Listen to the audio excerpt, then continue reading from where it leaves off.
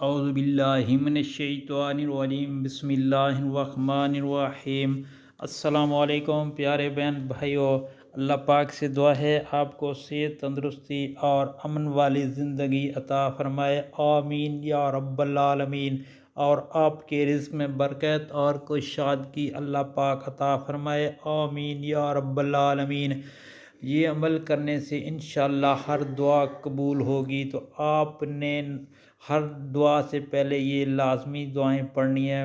پڑھنا کیا ہے؟ بسم اللہ الرحمن الرحیم، الحمد للہ رب العالمین۔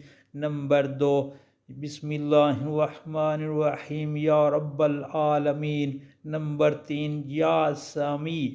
نمبر 4، اللہم صلی علی محمد وعلی آل محمد، لا الہ الا انت سبحانک انی کنت من الظالمین، یا ارحم الراحمین۔